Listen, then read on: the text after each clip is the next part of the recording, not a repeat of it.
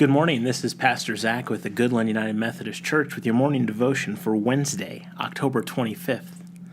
Today's call story we'll be looking at is the call of Isaiah in chapter 6 of Isaiah, verses 1 through 8. In the year that King Uzziah died, I saw the Lord sitting on a throne, high and lofty, and the hem of his robe filled the temple. Seraphs were in attendance above him. Each had 6 wings. With 2 they covered their faces, and 2 they covered their feet. With 2 they flew. And one called to one another and said, Holy, holy, holy is the Lord of hosts.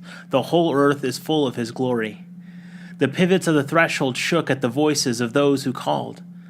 And the house was filled with smoke. And I said, Woe is me, I am lost, for I am a man of unclean lips, and I live among a people of unclean lips.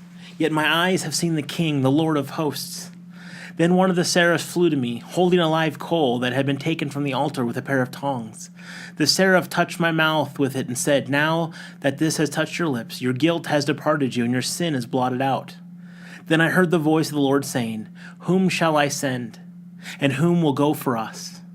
And I said, Here I am. Send me. Now, this is one of my favorite parts of Isaiah because it informs one of my favorite hymns, Here I Am, Lord. This vision of God in the temple that Isaiah had is his call story. You see, just like us, Isaiah was hesitant. He had a past. He did things that maybe didn't live up to the ideals of God. That he didn't feel worthy to be called to be a prophet, to speak out on God's behalf. His mouth was unclean, he said. He had done things and said things that people could use against him. That he didn't live a pure life from the beginning, so how could he be the face and the voice of God?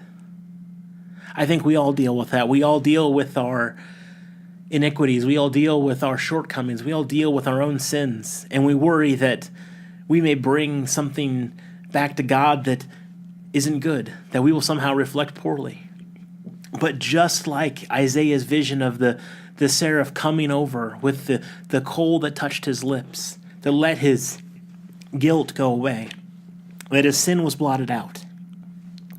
We too have that same experience through Christ. Christ has lived and died and rose again so that we may have second, third, and 2,000th chances to be God's people.